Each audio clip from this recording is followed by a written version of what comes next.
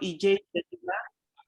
President and Chairman of the Governing Council of the Institute of Directors, Nigeria, the Chairman, Transport and Logistics Committee of the Institute of Directors, Nigeria, Alhaji Sada Ladan Baki, members of the Transportation and Logistics Committee, members of the Governing Council, it is indeed my pleasure to welcome all our distinguished panelists and all participants who have joined us this afternoon online, both from Nigeria and other African countries, to this timely webinar organized by the Transport and Logistics Committee of the Institute of Directors.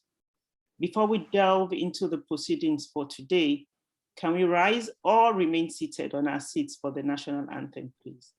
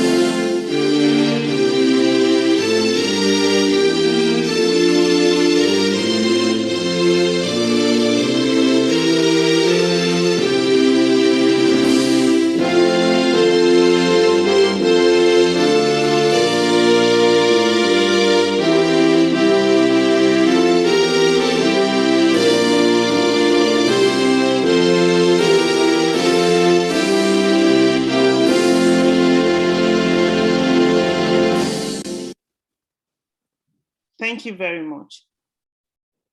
Now, the topic for our discussion today is the impact of a single continental market on the transport and logistics sector, what the company needs to know.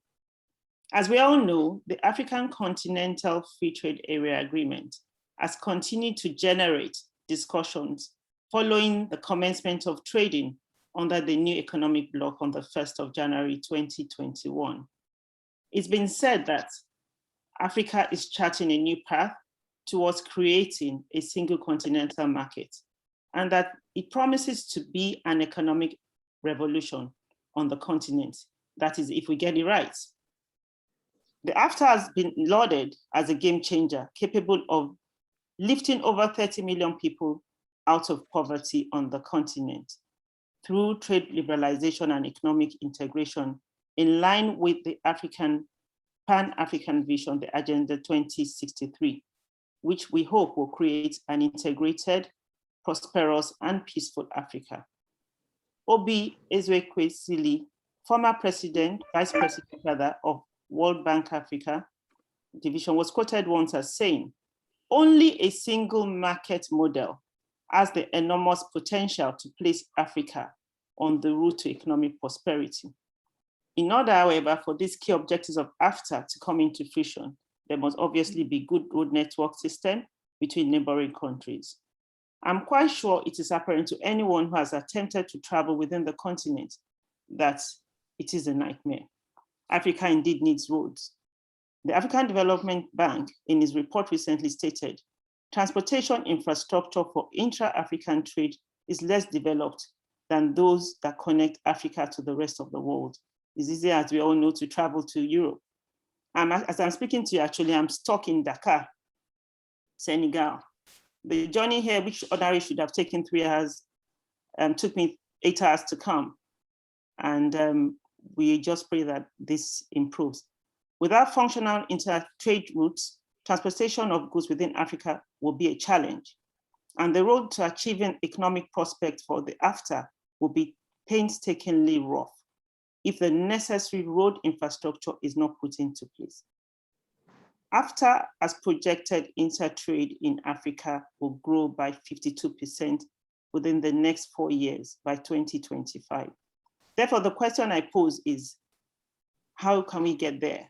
What role does transport and logistics sector have to play in reaching this goal? what do companies need to know? Our topic for discussion today aims to offer concrete recommendations from all stakeholders, business and company owners, to make Africa a globally competitive economic power. Today, we're fortunate to have renowned panelists from various sectors of African economy who have not only the expertise and experience, and they will bring all the much needed depth and unique perspectives to our conversation this afternoon.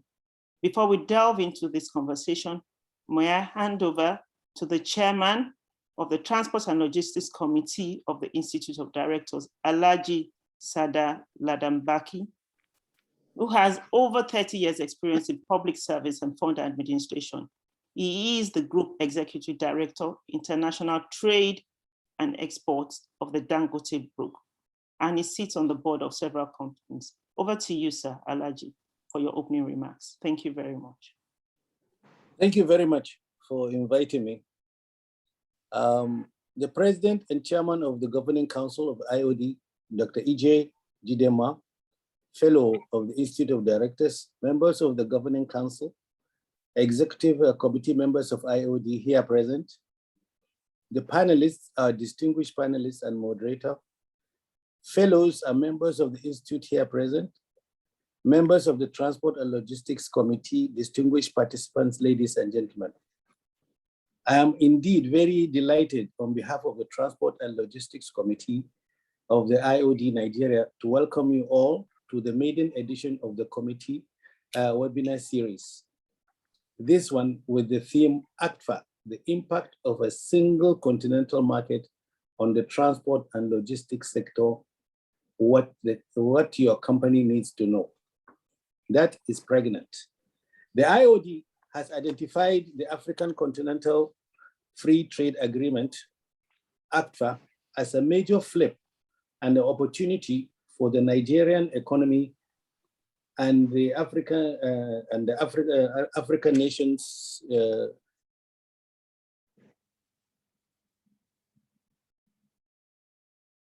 Can you hear me? Yes, we can hear you, sir. Yes. We can hear you. Right. And has made plans to prepare the Nigerian directors to take advantage of such opportunities. The Transport and Logistics Committee of the Institute, or one of the policy advocacy committees, has identified that one of the major drawbacks to the interregional trade and export is the logistics of transportation of goods and services. This challenge, no doubt, requires pragmatic solutions if the agreement will be of benefit to the Nigerian business people. The IOD, through its committees, decided to organize different programs on the AfCFTA agreement and synthesize directors of organizations on their roles in the implementation of the agreement. I'm sure Chief Awolo will agree with me. Within the last couple of weeks, he has been inundated with inquiries, especially at the Nigerian-Benin border, the rigmarole going on. This edition would focus on examining the impact of the AfCFTA agreement on logistics and transport industry. It will also shed more light on steps stakeholders and government of all African nations need to take to ensure that this challenge is addressed. The directors, through their companies, may likely require financial support and advice. And that's why we have NEXIM and AfricEXIM here, because there is a lot of ignorance on what these two institutions stand for and what they can do. People think you only go to them when you need money, but they don't know that you can link with them to get the needed advice before you even venture into export activity. The committee is elated by the caliber of professionals it has invited to do justice to this discourse. We appreciate you for sparing your time for us out of your busy schedules to grace this occasion. Distinguished directors, the committee will appreciate your active participation on this webinar and take advantage of the enormous wealth of experience which our panelists possess and the moderator who have invited them. I wish to also thank the present chairman of the Governing and chairman of the Governing Council, Dr. Ije Jidema, a fellow again of the Institute of Directors, for her leadership, all right? And also the immediate past president, Mr. Chris Okuno, who has been an inspiration and a pivot to achieving this day. I also thank members of the Transport and Logistics Committee and the management of the Institute, in particular the Director General, who has been steadfast to ensure the success of this webinar. So thank you, gentlemen. Without saying so much, I want to hand over back to the moderator. Thank you very much, and God bless all of you. Thank you so much, Alhaji Sada, our chairman, for your remarks, which has definitely set the tone for today's webinar. May I, before we start, hand over to the president and chairman of the Governing Council, fellow of the Institute of Directors, Dr. Ije Jidema, for her opening speech. Thank you very much, Mrs. Folashade Ali. Thank you, ma'am. Thank you. Is my camera properly focused? Yes, it is, ma'am. Members of the Governing Council of Institute of Directors, Nigeria, present, past presidents, ESCO members, fellows, and other members, our panelists and moderators, fellows and members of our great institutes, distinguished participants, members of the media, ladies and gentlemen.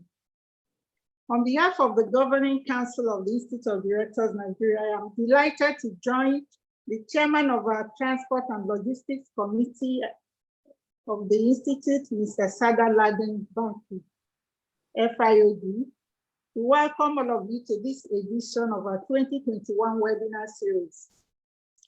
The theme of the webinar, which is the impact of the single continental market on the transport and logistics sector, has been carefully selected by our Transport and Logistics Committee.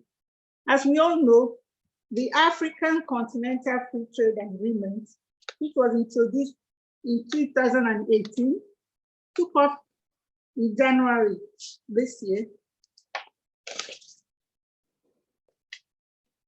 This is indeed a strategic framework for delivering Africa's goal for inclusive and sustainable development.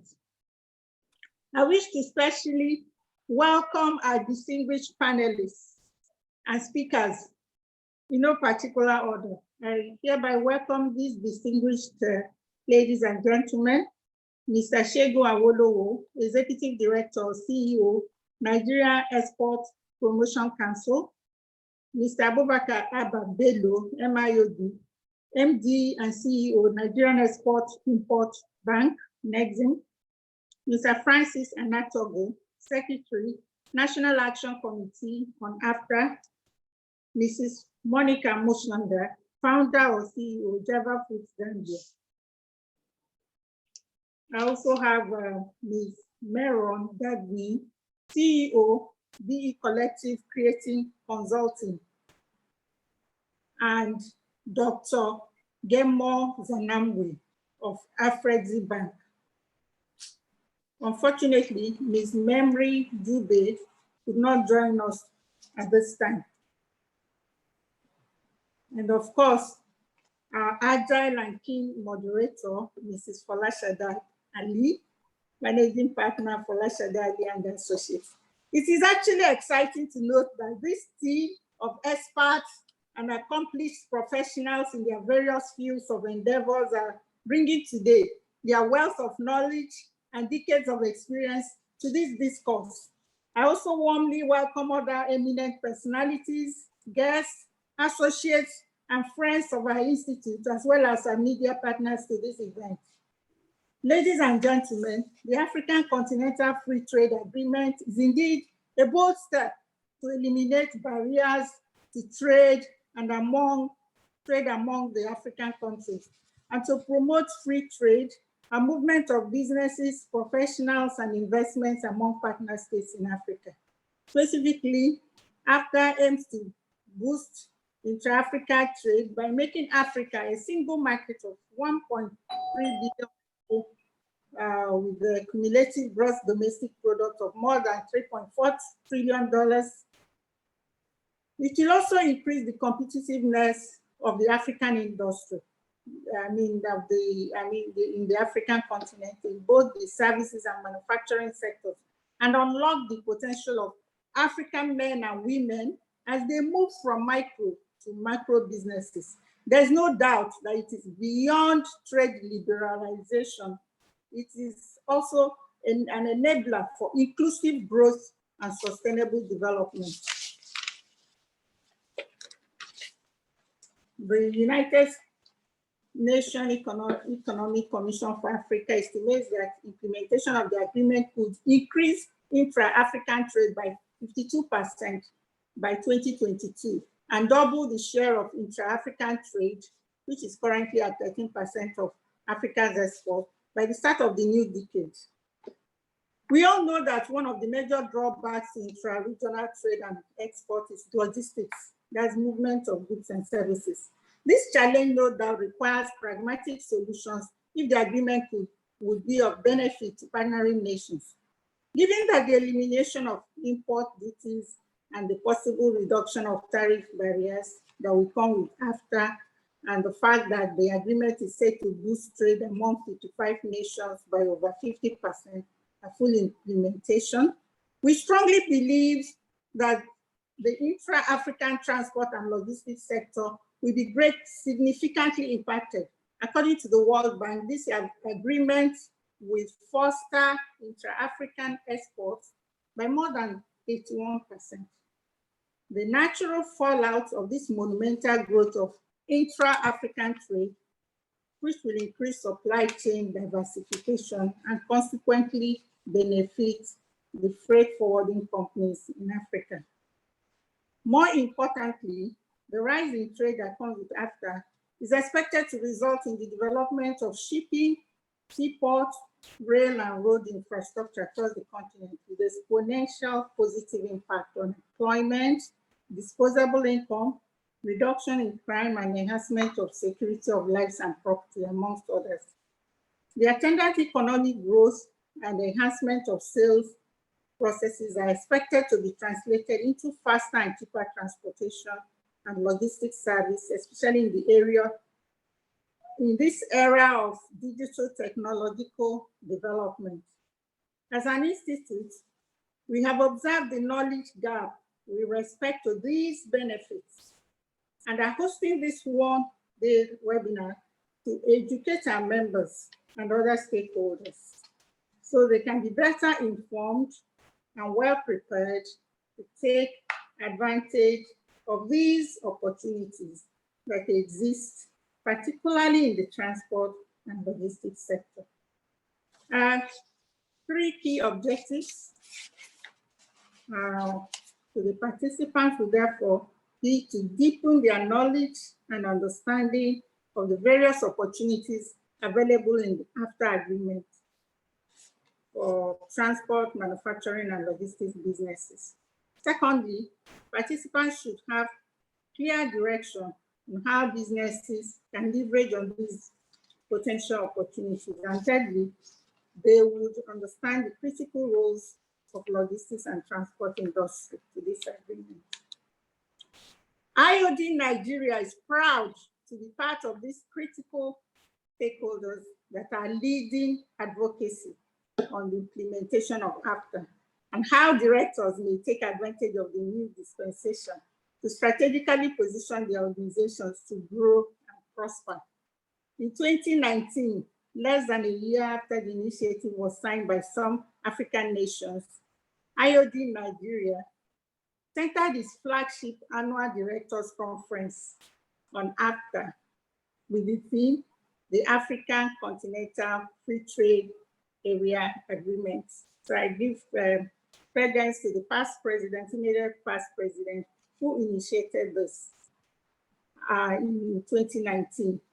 The conference was a huge success and set many business leaders and directors thinking on how they would extend the frontiers of their businesses beyond Nigeria. Today's webinar is expected to even galvanize our agile, resilient, and focused directors and more companies along these lines, despite the odds that we face today. Distinguished directors, captains of industry, indomitable leaders, ladies and gentlemen, I urge you to participate actively in this webinar and benefit greatly from the enormous wealth of experience of our panelists and the moderator. Finally, I thank the chairman and members of the Transport and Logistics Committee of IOD Nigeria, as well as the IOD Secretariat, for organizing this great and auspicious event.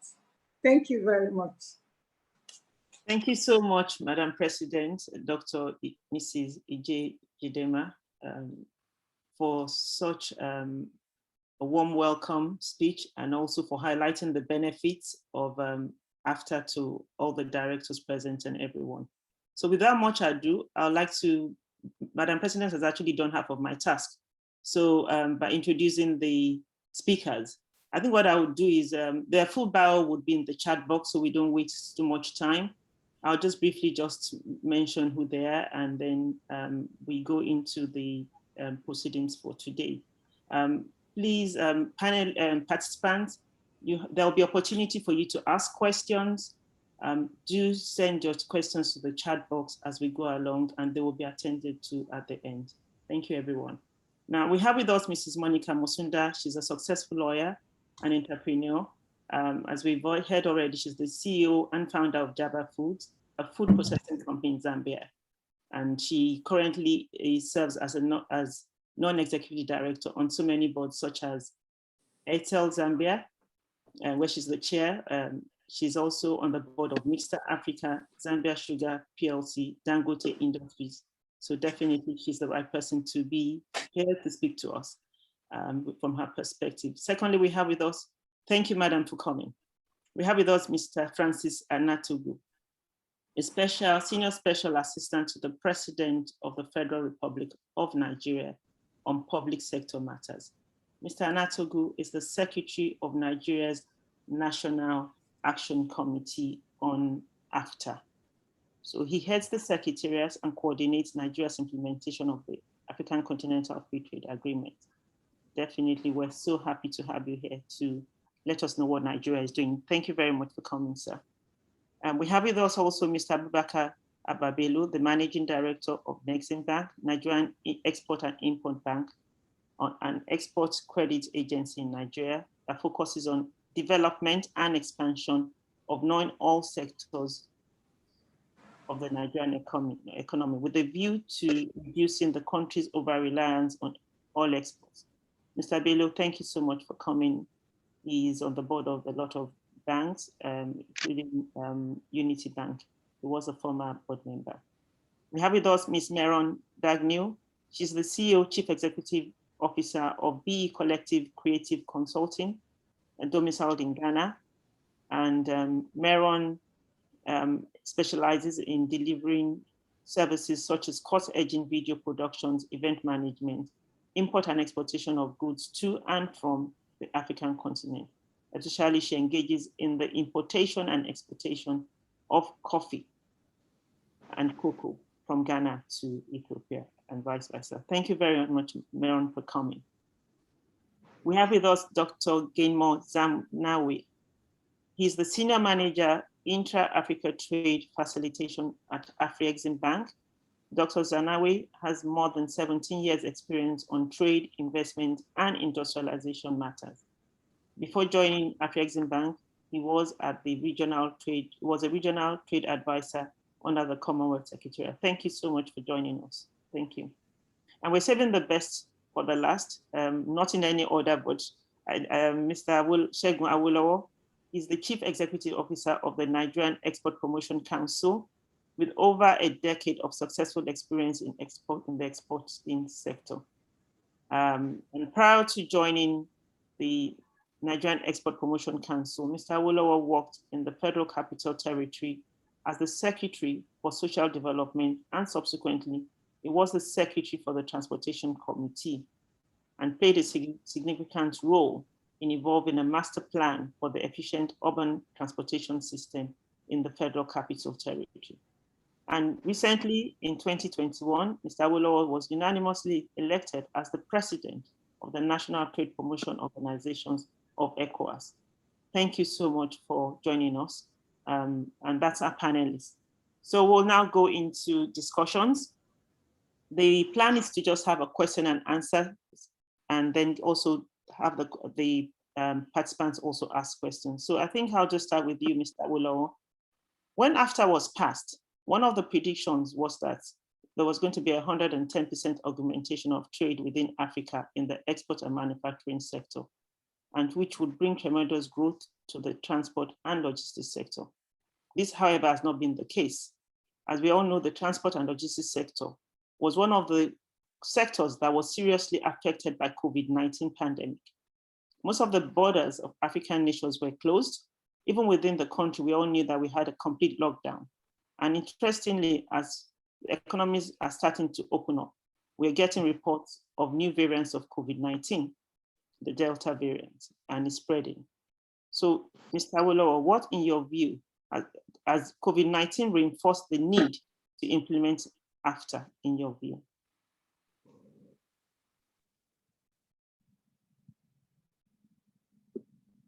Mr. Awolowo?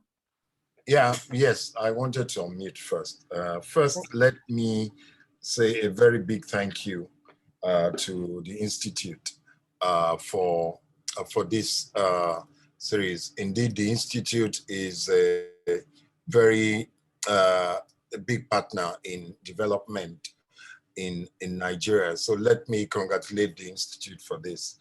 The idea of building capacity of directors to be competent and committed professionals through well development programs and mentoring schemes is, of course, very important for our country. And I congratulate IOD in continuing to promote good corporate governance in Nigeria by empowering those who are charged with the governance duties to effectively and legally carry out these duties. So IOD, I'm very proud of the work you're doing.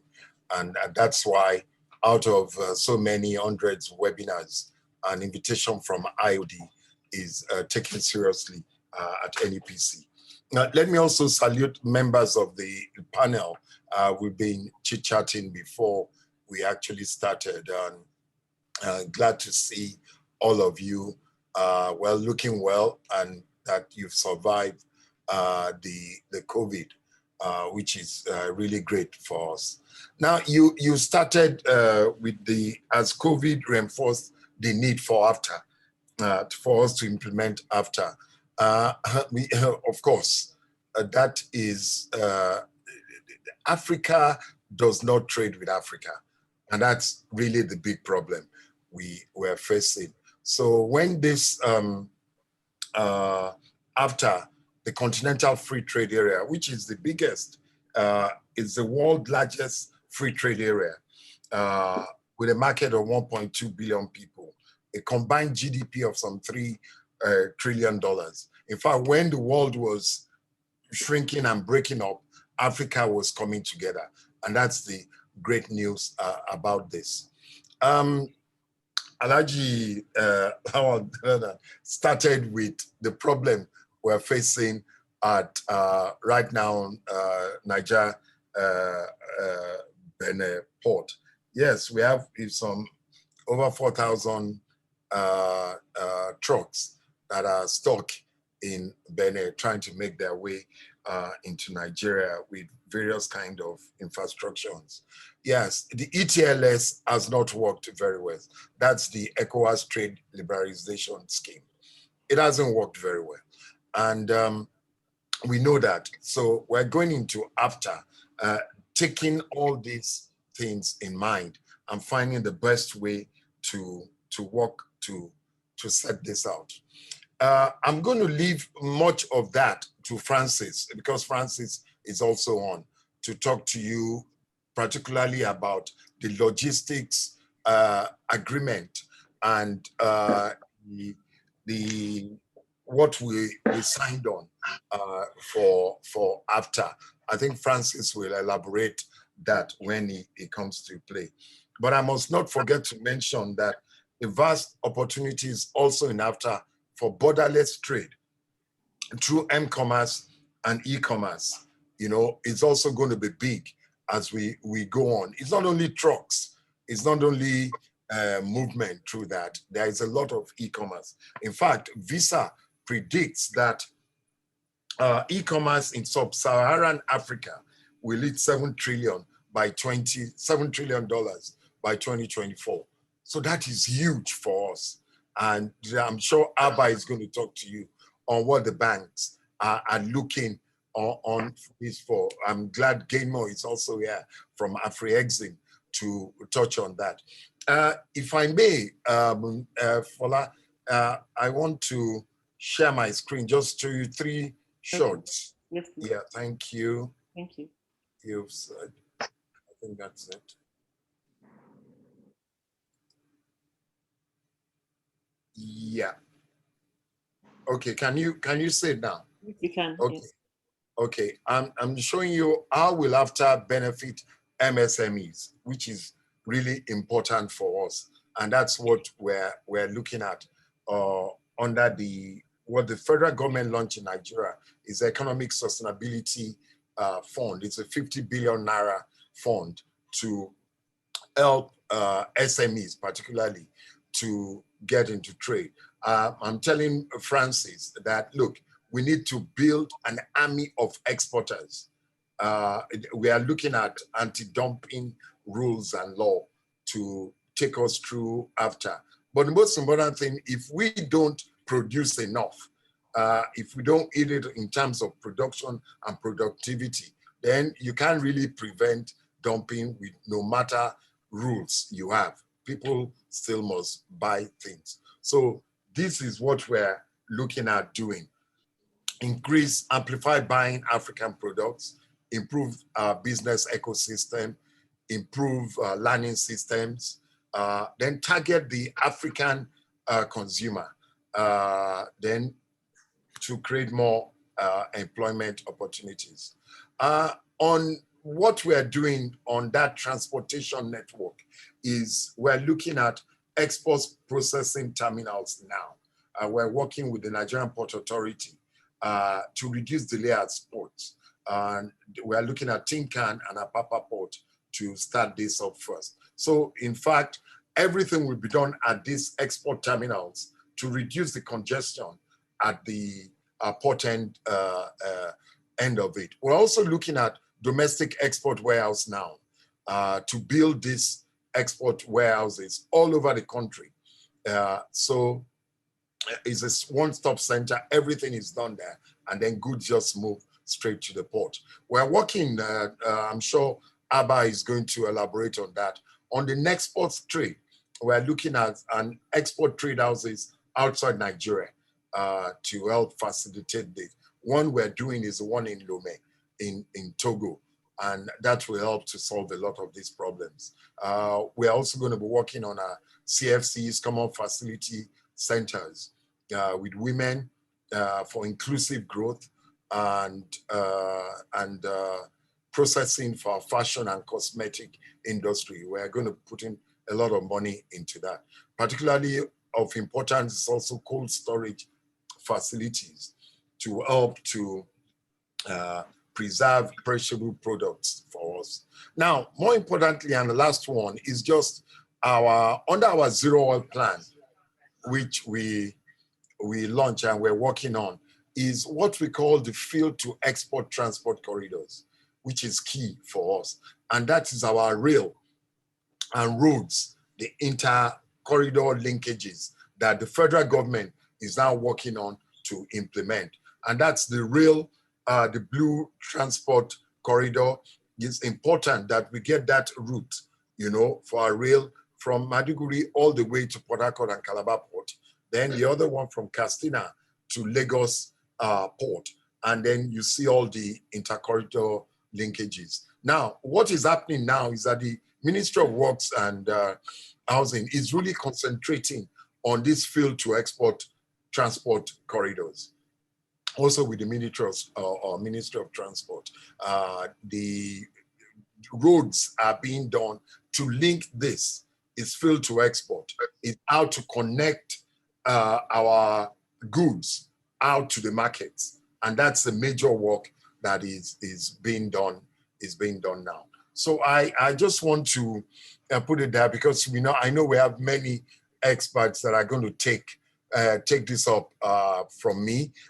Looking forward to listening to AfriExim and Nexim, particularly on money transfers, and this is what is quite worrisome for many of our exporters. How do I transfer my money, to receive it in Senegal or in next door there in Benin, without having to carry raw cash and be hiding it from a custom officer, etc., etc. So that is very interesting. And of course, Francis, I implore you to please let our audience know more, particularly about this, our anti-dumping rules countries have signed on in AfCFTA, and how we can move logistics from there.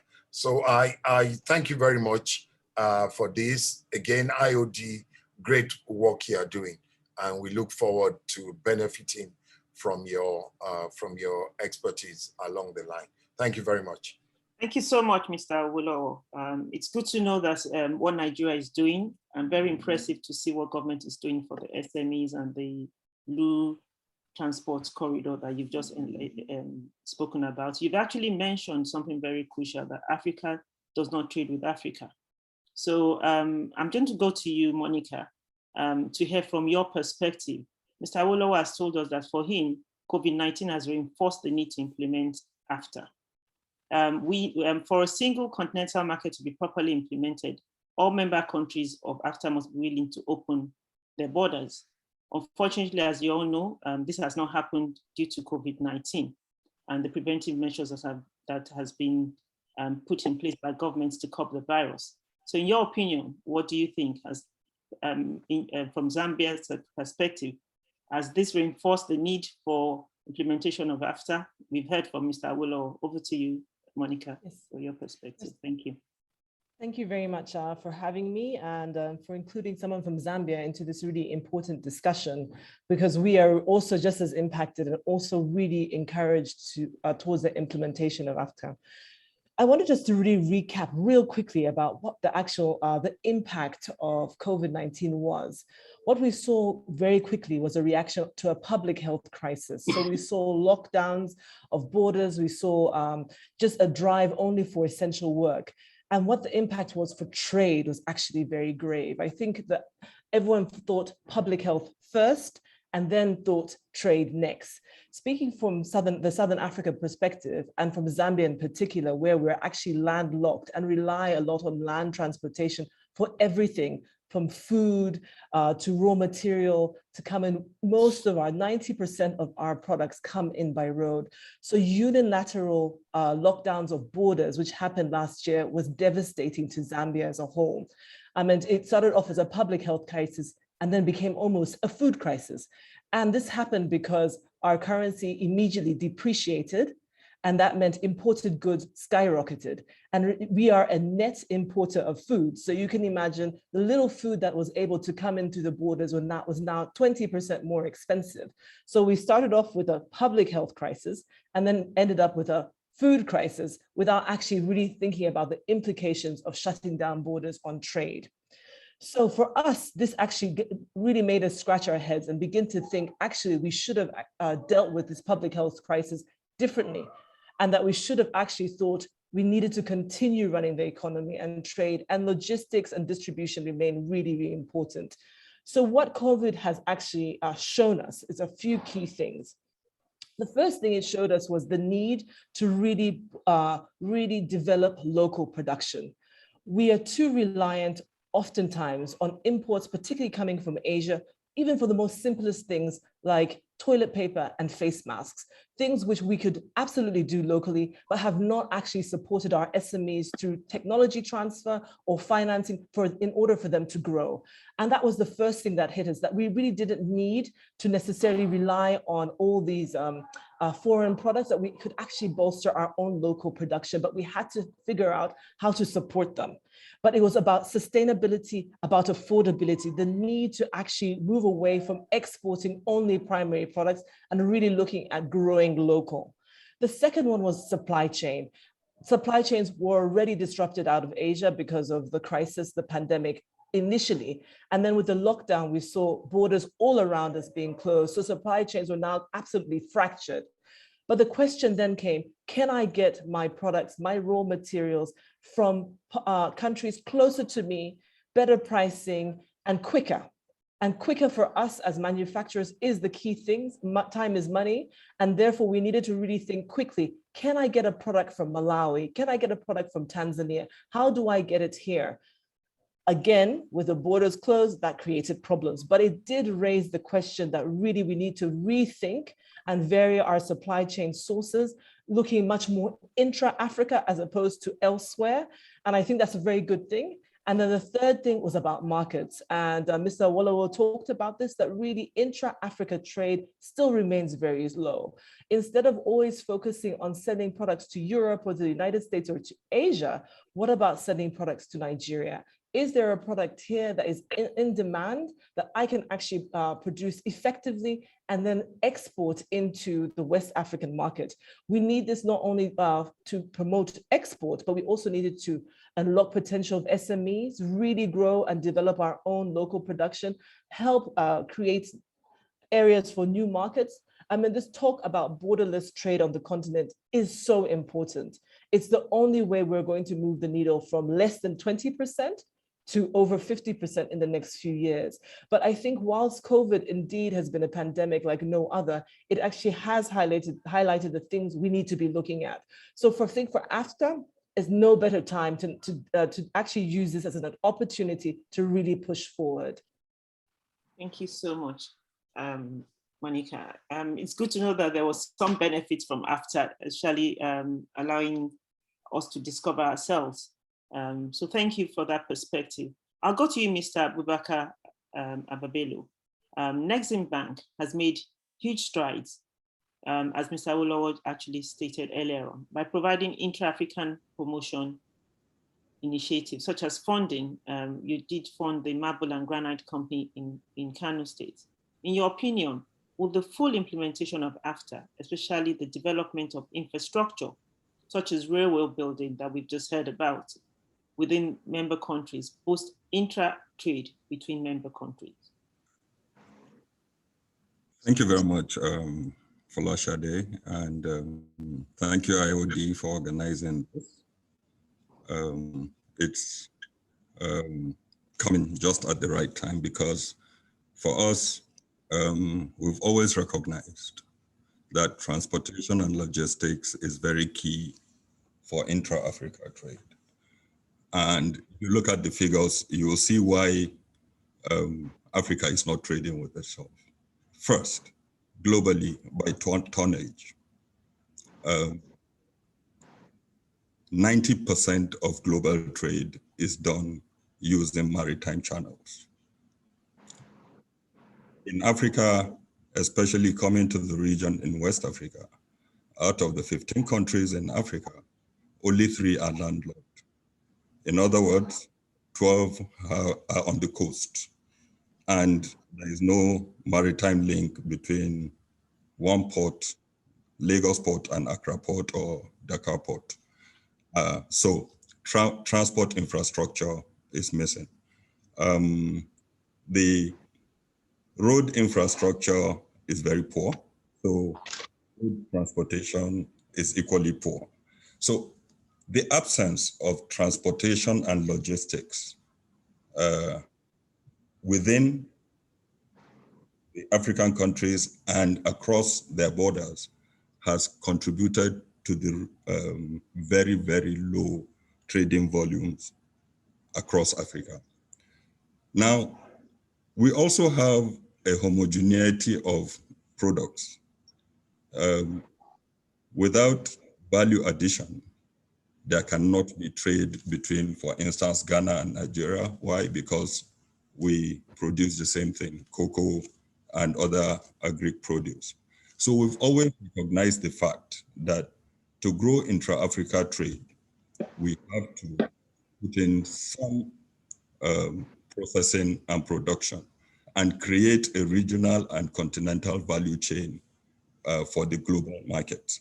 So the instance you gave about financing the marble and granite company in Kano is part of our effort to bring in processing for export to support intra-Africa trade. But we've gone beyond the construction sector. In food and beverages, consumer goods, and so on and so forth, what we have tried to do, in fact, Nexim has an acronym that we must produce, add value, and then export, which emphasizes the need for processing before export. If we look at, okay, so we've done that, and we're now encouraging processing. How about getting these products to the market? Like I mentioned, there is no maritime link. Road link is very inefficient and very poor. And if you even look at the logistics performance index of the World Bank, most sub-Saharan African countries are sub 1, and 1 is the lowest, which means very high costs of transportation. A study has shown that in sub-Saharan Africa, distance per kilometer cost is like 5 times what it is in the United States and maybe 3.5 times Southeast Asia. So you find situations where African products are getting to African markets but are not competitive. Lowering cost of transportation and logistics and reducing the inefficiencies will make African produced goods more competitive in African markets. And that needs to be handled before we can compete and make the best use of the opportunities that AfCFTA has given us. So in Nexim's contribution to increasing efficiency of trade within Africa, what have we done? We have tried to put in different initiatives, and Shagwalo had mentioned Nexport Trade, which is a partnership between Export Promotion Council, Nexim, and Manufacturers Association of Nigeria to take Nigerian goods through an export house into the African continent. But we need an efficient transport system, and the easiest one to get to is to have a maritime link between Africa. And I'll give you an example. Sometime when we did the pilot export of Indomie noodles from Lagos to Liberia, Indomie was taken up, all the consignment was taken up within a few days. To restock took us 6 weeks. Why? Because we had to transship Indomie in Europe to get it to Liberia. So the fastest and easiest, most efficient way to distribute goods within Africa is to have a maritime link. And Nexim is promoting one with the help of AfCFTA to deliver what we call a sea-link, the sea-link promotional company that would go on the coast of West and Central Africa, delivering goods, services, and passenger traffic for the markets that are going to open within Africa. And I think by doing that, we'll considerably reduce the cost of trade within Africa and the region. Thank you very much. I think that is my contribution for this. Thank you so much, Mr. Bello. it's glad to hear that where things being done. And the sea link is definitely, for me, it's a no-brainer. It's clear that with that, the cost of goods will be, and then we'll be able to compete. So I think it's actually will be appropriate to hear from Meron, who is an importer and exporter of coffee and cocoa at this stage. Meron, what do you think the impact of the implementation will be to you, especially of ACTA? Would that assist with the bottlenecks that you have actually been encountering in your importation and exportation of goods?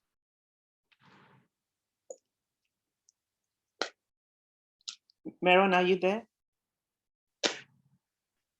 Good afternoon. Can you hear me? Yes, I can. Did you Thank you. Yes, I have. Thank you very much, Folishade, and thank you so much, IOD, for inviting me to this important webinar. As stated, at the start of this webinar, we are B Collective is an MSME, a medium and small size enterprise who has been active in providing services for the last, I would say, decade, but moving on towards more the import and export of African goods with a focus in intra-African trade. We started our operations actually in 2019, our trading operations in 2019 to be faced with the pandemic in 2020.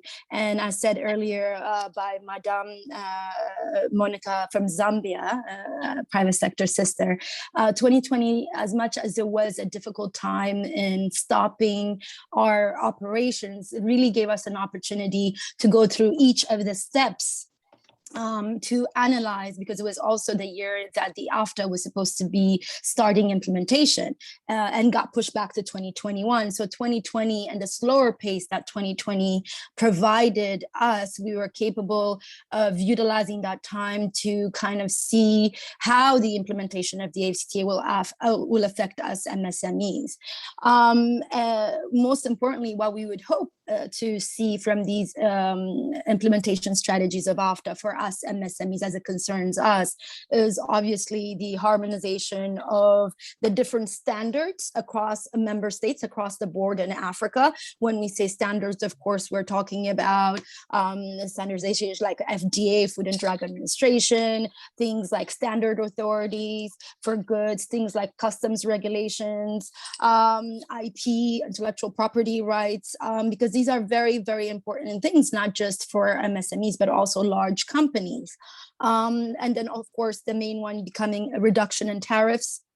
I can give you an example. For example, I'm an Ethiopian Ghanaian residing and working in both of these two countries, East and West African countries. We specialize in value-added coffee, African brand, produced and sourced, locally from Ethiopia, the best coffee in the world and the source of coffee. And we also specialize in cocoa, which is one of the biggest producers from Ghana, second largest in the world, producer in the world. So a value-added cocoa as well for an intra-Africa trade.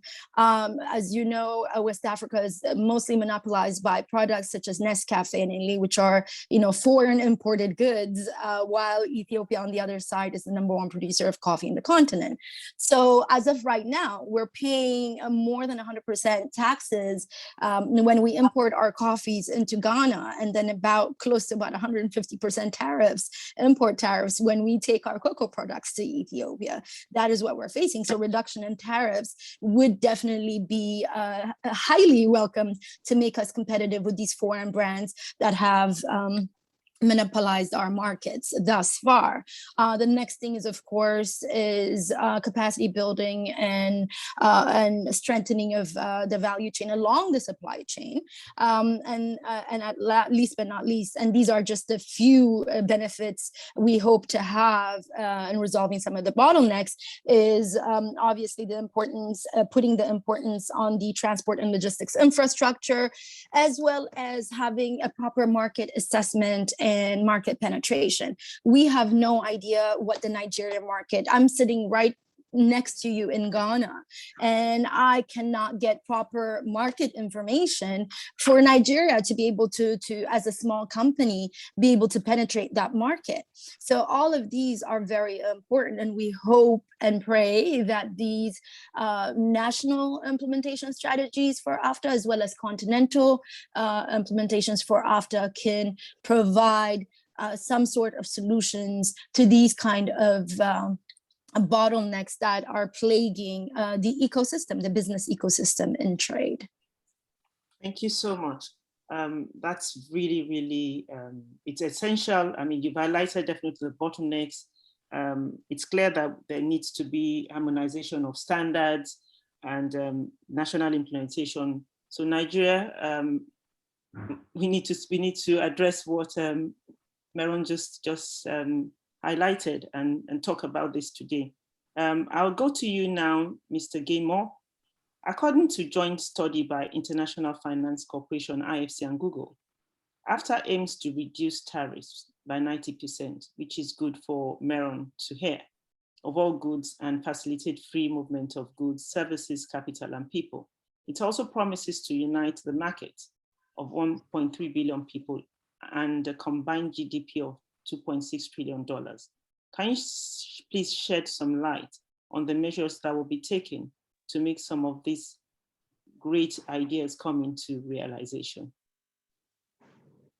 Well, thank you very much. I've been listening to these practical discussions, and I want to thank the Institute of Directors for inviting AfCFTA to be part of this important discussion. And I want to highlight that as AfCFTA, we actually pride ourselves not only in terms of providing financing, but we actually believe that the heavy lifting is providing advisory services as well as trade and market information that my sister was talking about as a major challenge. I want to start off from here because AfCFTA has done an analysis of the challenges affecting intra-African trade.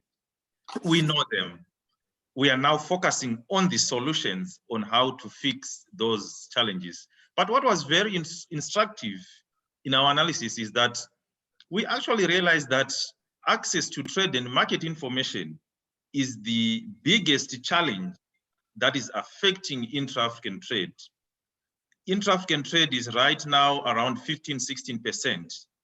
And this is mainly because somebody sitting in Ghana does not know that there is a market of hair products in Nigeria. Somebody sitting here in Cairo does not know that there are enormous opportunities for actually importing products from Nigeria. And we actually did a survey, it was in the leather sector, which actually highlighted that down south, South Africa was importing leather all the way from Europe and New Zealand. Yet Zambia, the neighbor, was actually producing the same leather that South Africa was following up in Europe. So we believe that one of the things that we need to do is to share access to trade and market information. And at AfCFTA, we have developed the trade information portal, trade regulatory platform, which will provide the trade information and the regulations. And we also realized that for the CFTA to actually be realized, my brother Shegun talked about payment. People, especially SMEs and women, carrying cash and going through all the challenges, that is actually making intra-African trade very difficult. We first have to wait for the Biden dollars, or we have to wait for the Boris pound before Nigeria and Ghana can actually start trading. We actually at AfCFTA said, no, number one, that is not Pan-African. We need to be using our national currencies to trade amongst ourselves. We have more than 42 currencies in the continent that are largely not readily convertible. So to fix that problem, we are developing we've developed a Pan-African payment and settlement system, which we call PAPS in short, which will enable us to trade using our national currencies. Nigeria and Ghana will be able to trade using the Naira and the Cedi. And this, we believe, will actually transform intra-African trade, because right now a lot of trade is being diverted because my sister in Ghana will have to wait for Forex to actually import from Ghana. But we are actually saying with the payment and settlement system, you will be able to buy something from Nigeria and you will pay using the Ghanaian cedi. And the buyer will actually be in a position to use local currency. The seller will receive national currency.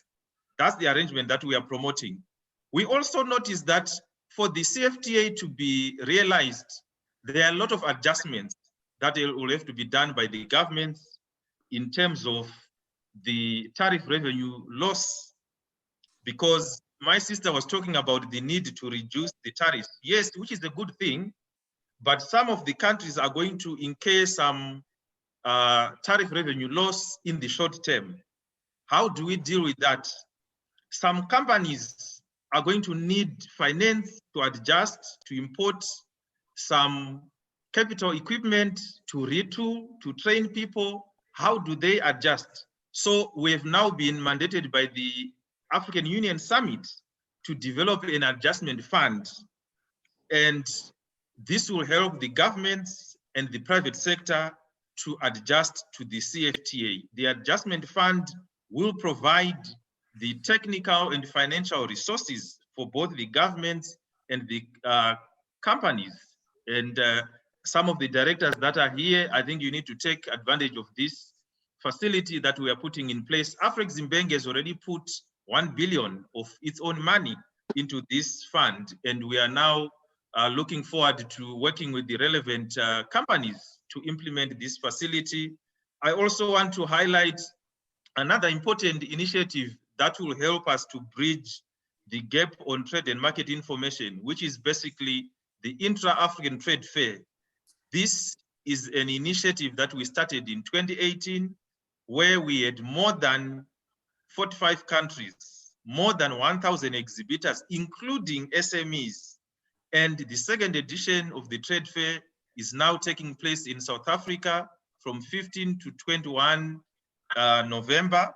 And this is also an opportunity for all the companies under the Institute of Directors to participate in this important initiative, where we can actually exchange trade and market information, share the opportunities in Nigeria and South Africa and other countries, close deals. We are aiming to close deals of more than $40 billion. And I would like some of those deals to actually be for Nigerian companies, some of the companies that you actually lead.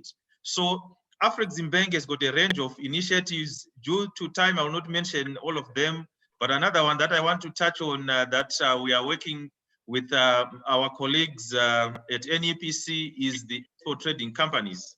He mentioned about export trading houses, but another sister initiative is the export trading companies. In Asia, they managed to facilitate trade within their region and industrialization by using export trading companies. We note that in Africa, there's a shortage of these export trading companies. So AfCFTA is actually facilitating the emergence of these export trading companies.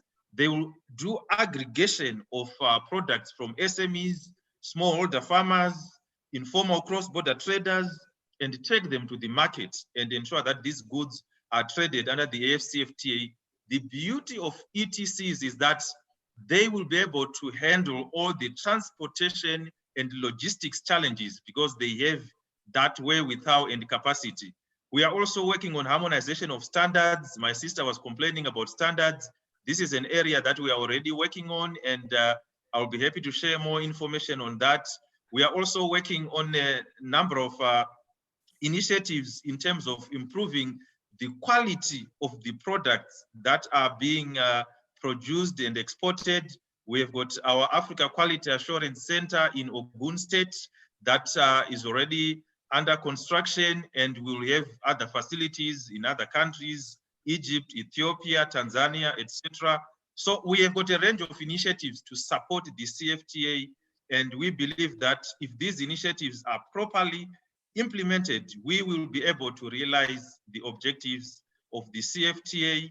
We will be able to increase intra-African trade from 15% to probably double it, or even get closer to 50%, because the former president of Nigeria, actually, Mr. Obasanjo, said that unless intra-African trade reaches 50%, Africa will not be emancipated. So that's where we want to go. Thank you very much.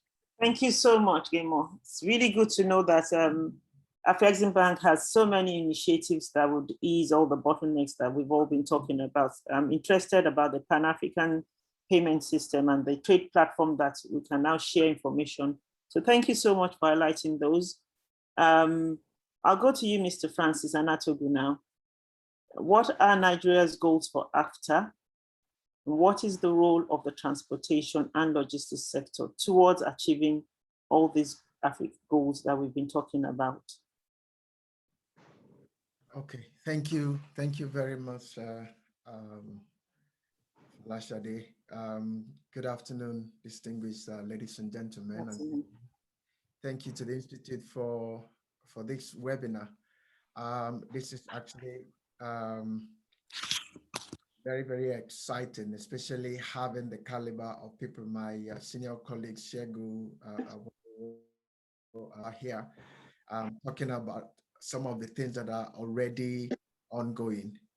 I think the when we carried out the impact and readiness assessment of the AfCFTA back in 2018, one of the things that we realized is that one thing is to sign an agreement, the other is to implement it. And we found series of agreements that bilateral, multilateral agreements that Nigeria signed, and we are not really implemented for a number of reasons. And that lack of or not incomplete implementation, you could say, resulted in some of the gaps that we now see in the form of dumping or smuggling that Mr. Awolowo talked about. Because if indeed we did have a trade remedies authority when we joined the WTO, by now, or even when we started the ECOWAS CET, we would have developed that capacity to be able to look at the market, identify where there are malpractices, and then take action through the normal channels. But so with that in view, and talking about the goals of the AfCFTA, then at the National Action Committee, we have identified 7 goals. So if you say that the agreement is about in fact, and going back as well, I think the other point that I need to mention that if you look at many of our national plans, it would talk about macroeconomic stability, it would talk about export diversification and all of that. How do you diversify if you your export earning if you don't have trade agreements? If you have to rely on WTO tariff regime, you can't go very far, because indeed most other countries, especially the people that you're competing against, all have preferential trade arrangements, which is what AfCFTA is about. So really, the overall goal of AfCFTA and the overall success of everything that we're doing is seeing that non-oil export grow beyond where it is now. And how do you so if you start from that overarching goal, then you break it down. For us to be able to do that, we need to produce what to export. That's the first goal. The second goal is, and that is when I say export, produce and products and services. Now you need to do that competitively. And one of the elements of the competitiveness is your people, productivity. So you need to have very productive workforce. And a subset of that, or another advantage of having that productive workforce, is that really we are a country of about 200 million people. So when you're having in the digital age today, that workforce would not only be working for Nigeria, but you are also they will also be working internationally. And that would get you the additional income. So that's the second goal, productive workforce. The third one, and very critical, is engendering business and a conducive business environment. This is the second element of competitiveness. And here, really, among others, one of the key ones is actually as much as possible automate the administrative processes, make it easier for businesses to be able to trade, among others. The fourth goal is the infrastructure. And the infrastructure, the power infrastructure, the transport infrastructure. And I'm always happy when we have these conversations, because the very first thing you hear, and it is true, by the way, is that we don't have the infrastructure, we don't have the power, we don't have X, Y, and Z. But the truth of the matter is that this is where we are, and we must go from where we are. The truth of the matter is that in spite of all these challenges, you've got people exporting against all these odds. Back in 2018, while we were doing the nationwide sensitization, I was in Borno, and we witnessed the Giwa Giwa convoy. And even at the height of the insurgency, over 300 trailers left Nigeria on a daily basis to our neighboring countries. If you come down to the south, between the Cross River and Equatorial Guinea, you have some local boats actually moving goods and services, moving goods from Nigeria to Equatorial Guinea and vice versa. So people are thriving. If you talk about SMEs, yes, there's issue with that power, but also there are potential opportunities maybe in renewables, because really not the SMEs produce very little in terms of products, really. So they don't need that 1 million megawatts of power to produce. So how do we leverage that to solve the issue? I'm not trying to trivialize the challenge that we have, but all I'm trying to say is that we are where we are, and we need to start from there. The fifth one is, and by the way, part of the infrastructure is the quality infrastructure. Standard is part of it, but it goes beyond just the standards. There are all sorts of things that need to go from having the standards to actually complying with those standards. The fifth one is actually developing the access to African market. And I'm happy I've heard about market information. Market information is one. The export trade that NEPC and NEXMA are working is another one, so which is equivalent to a Chinatown in all African countries. And what this does is that you actually then actively take the products that we produce in Nigeria and make them available. Really, it's easier to get a product from China than to get it from South Africa. It's easier to even identify the good quality products in Nigeria that you can export, but they are there. Now, so that market access actually developing the access to market, developing, actively connecting Nigerian or African businesses is also key. And that's the fifth goal. The sixth goal, interestingly, is catalyzing local demand for local products. Why is that important for us in Nigeria? When we were looking at the markets to export, one thing we found is that Nigeria constitutes about 11% of the export of Africa's total imports. So it's huge in its own right. That's number one. The second point is that the local market is the anchor. That's your anchor market that will give you the basis and the foundation upon which you can then build and export.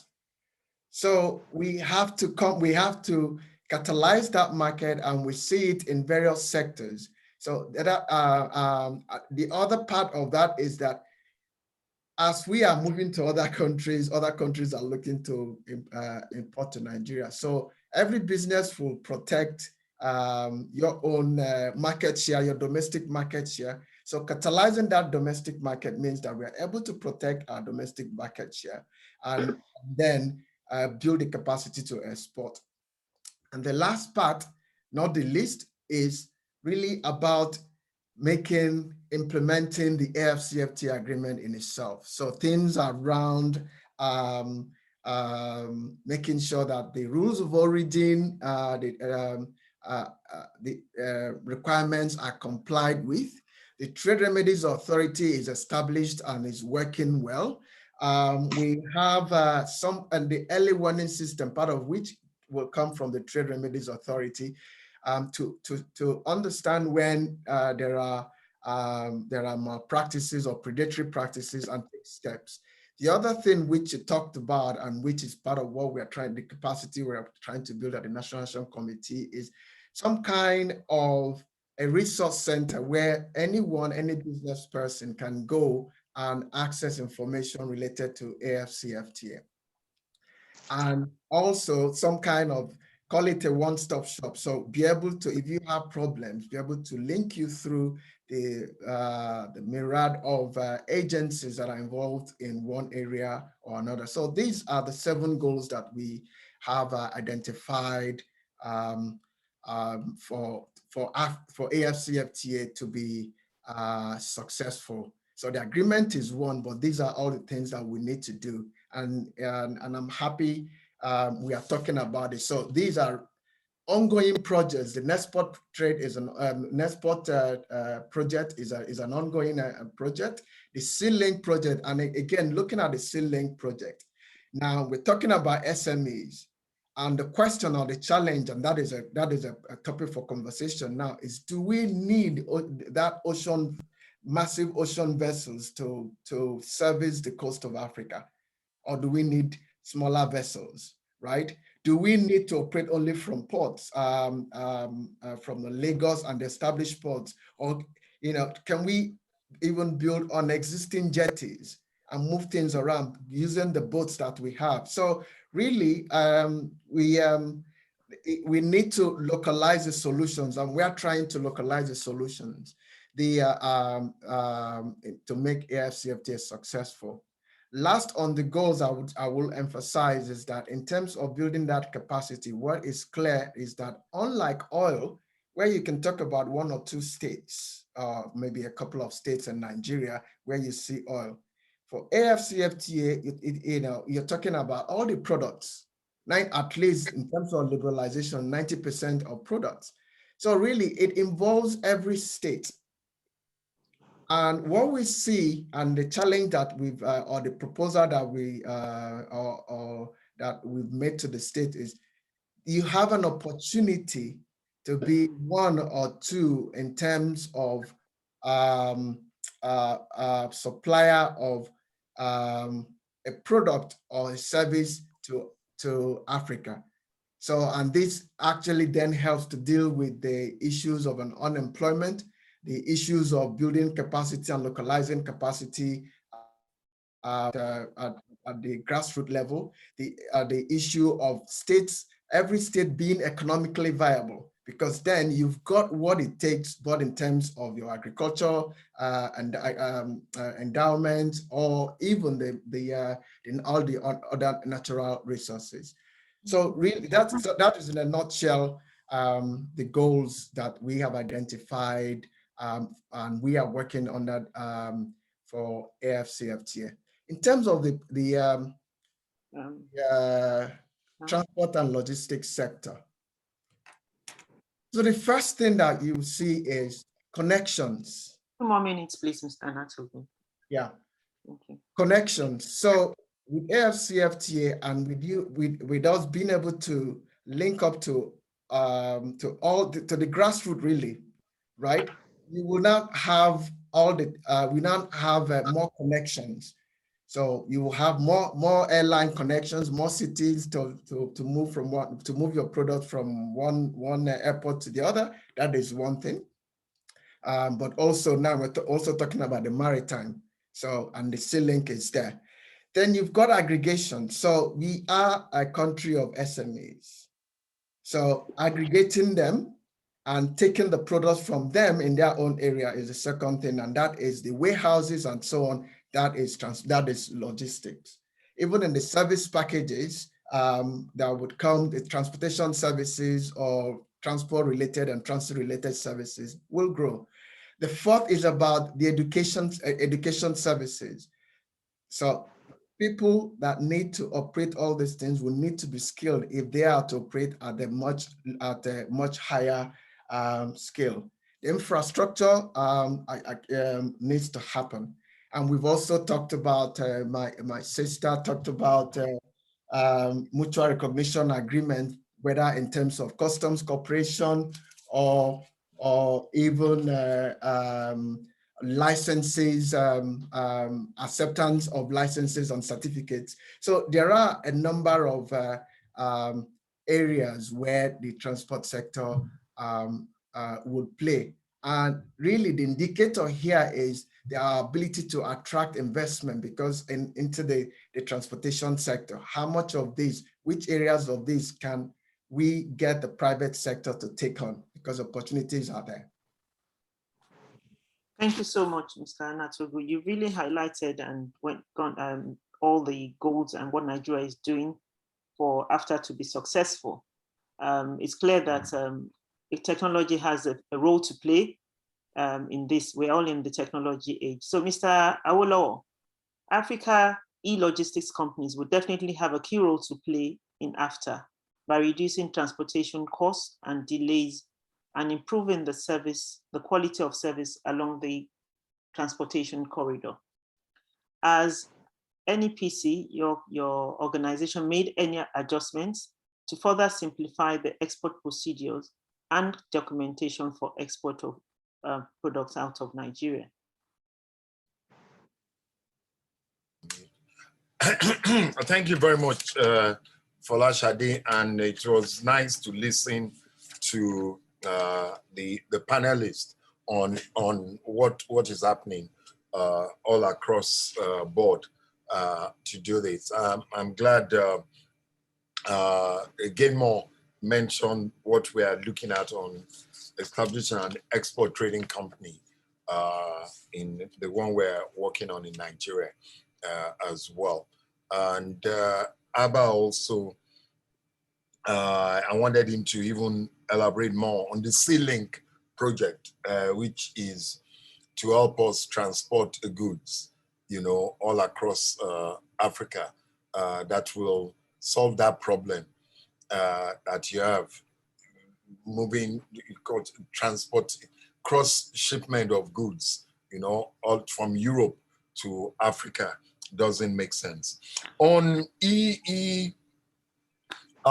commerce, like I said, this is going to be huge for us in the export business now, as we see that technology has shown that it can be useful to us, to do this.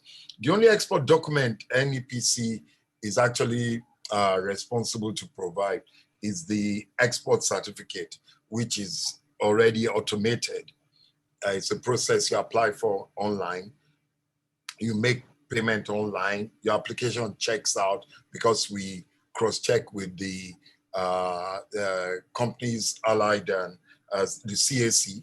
We cross-check with them. We have a platform that we link each other. We also cross-check with SON, cross-check with, in some cases, even NAFDAC. And then you receive a notification by email and your certificate is ready within 24 hours. You don't have to come to any office to pick it up. It can be printed off the platform once you have the code. And so you have your certificate. We've done that. We're also working to simplify export processes. And it's a big one. It's under a committee headed by the Vice President of the Federation. So we're looking at simplifying all these exports processes. We are also discussing with a lot of logistic technology startups to see how to increase efficiency of moving goods. There are a lot of startups that have brilliant ideas, some through apps on how to facilitate this process. So that is really big for us. Under the export expansion program we're running, we're engaging a lot of them on this. So the whole goal really is to simplify export processes. I also chair the UN, the Nigeria's membership of the United Nations trade facilitation process in Geneva. So, and we are working on simplifying these processes. You don't have to fill 56 documents in order to export one cargo. And that's really key on what is going on now to work on. So all in all, it's we're looking forward to a seamless, transparent procedure for export, not like it was in the past. They're more futuristic now. So that's good news for our exporters on what will be happening. Thank you. Thank you. Awesome. Very proactive. It's glad to know that NEPC is technology compliant. Certificates in 24 hours. That's a record. Well done, Mr. Willow, to you and your group. I'll quickly go back to Monica. We have so many questions, so I might have to go to the question and answer stage very soon. Monica, starting from your EZ instant noodles, which has become Zambia's go-to noodle brand. You have the EZ super cereal to Nom Nom's corn snack. You have become a leading force in the food processing industry in Zambia. And I understand that the goal is for EEZ, I'm quite sure I'm not pronouncing, I don't know, easy instant noodles to become Eastern and Southern Africa's leading quick meal option. What do you really think are some of the immediate challenges to implementation of AfCFTA? What solutions do you think could deter you from achieving this, your goal? Monica? Looks like Monica.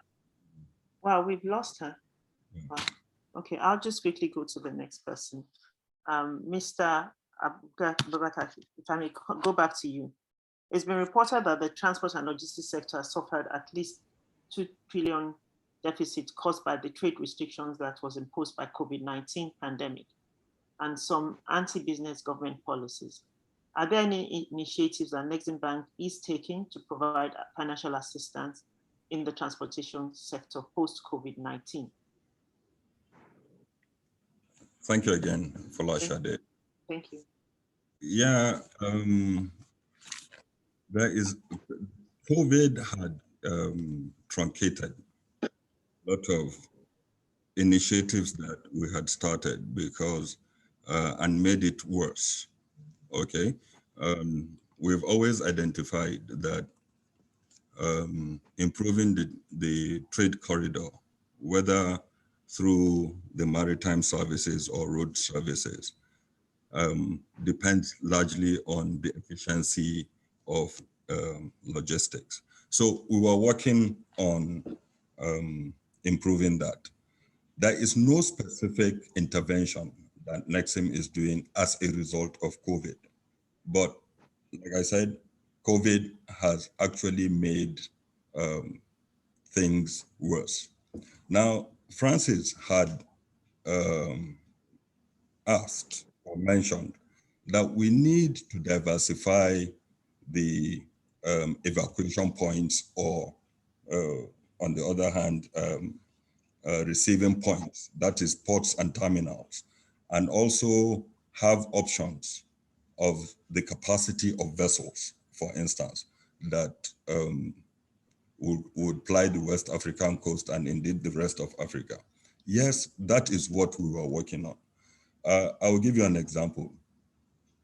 The COVID crisis had caused a lot of congestion in Nigeria's primary ports, Apapa and Tinkan Island, to the point that our exporters have goods that for some as long as 6 months in export terminals waiting to access the ports. So one of the things we tried in conjunction with one of our exporters is to use an alternative port. And for the first time, cocoa was exported out of Calabar in March this year. And it's something we intend to do. In the Sea-Link project, which I earlier highlighted, one of the things that we are doing is try to use the river channels for evacuation and also importation of goods for easier distribution within the country. Already, with the Ministry of Mines and Steel, we have signed up the Ajaokuta jetty onto Sea-Link. We're working in resuscitating the Burutu port, which actually is a gazetted port for import and export to start distribution inland of ports of containerized items. That is, receive containerized items and they are transshipped into Onitsha port and Ajaokuta port. We're speaking with NIWA to also facilitate that for the Makurdi port. Now, for us to do that, there are two initiatives that Nexim is also pursuing because of that. One is developmental, which is to chart and survey and chart the River Niger, as well as, where necessary, provide for dredging to immediately allow navigation on the river. The second one is we're financing port equipment, one for Burutu Port, and also self-propelled barges that will ply the river and transship cargo between the inland ports now and the sea. Okay, so those are the two initiatives that Nexim is pursuing for maritime traffic. But there's also, we can move away from the road transportation logistics. So there is the IRST, which had been in existence following the ECOWAS trade liberalization scheme that will allow transshipment of goods from one port within West Africa to another market outside the country of the port. For instance, there is no reason why Nigeria is not transshipping using road transportation for Niger Republic. So the trade corridors that Shagun has spoken about, road transport corridor between Lagos and Katsina, is also serving as a proposed route for transporting Nigerian trade between the port of Lagos and any other port that we use into Niger. So there are a couple of initiatives that are in the pipeline, and we are sure that for us, when we get the traffic infrastructure right, or the traffic and logistics right, transportation and logistics right, we will be able to drop the cost of trade within Africa and also facilitate trading between two different neighbors. Another critical point that somebody has not mentioned, although Francis has touched on it, is the level of informal trade that is happening within Africa. He said 300 trucks crossing from Maiduguri into the rest of Africa, as far as Sudan. And then in the other ports, the other border points in Katsina, in Seme, it is estimated that informal trade in Africa, within the continent, in some sub-Saharan Africa, is estimated to be underestimated by about 85%. Okay, so whatever we have as formal trade multiplied by 5 or 6, that is what is happening on the informal platform. And for AfCFTA to succeed, we have to find a way of bringing that informal trade that is already happening onto the formal platform. Else, various governments is losing a lot of revenue. Statistics are wrong, so we don't even know what is happening between two neighbors. Benin Republic and Nigeria, there are 117 identified border points that are informal, and trade is happening between the two countries through these border points that need to be formalized.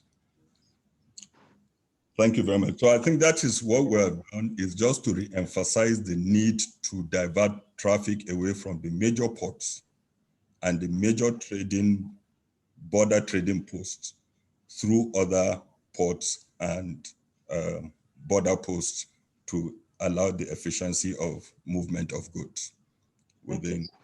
Yeah. Thank you so much, sir. I'll just quickly, we don't have much time, so I'm going to have to rush a few questions and then just go to the question and answer. And Gaimon, just in 2 minutes, could you just answer this question?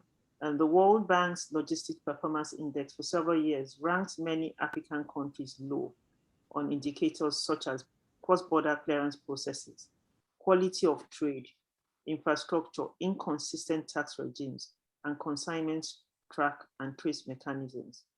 How does the enactment of AfCFTA confront these challenges? Please, just 2 minutes.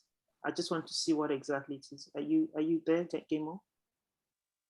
Yes, thank you very much. I think this is a good question.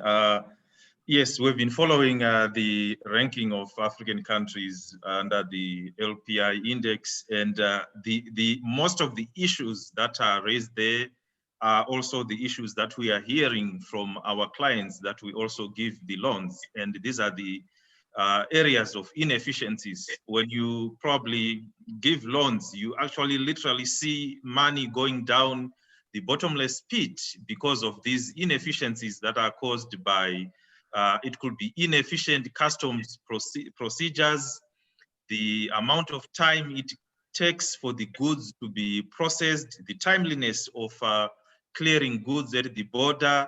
There is also, I think, the issue of the quality of infrastructure that has been alluded to contributes to that.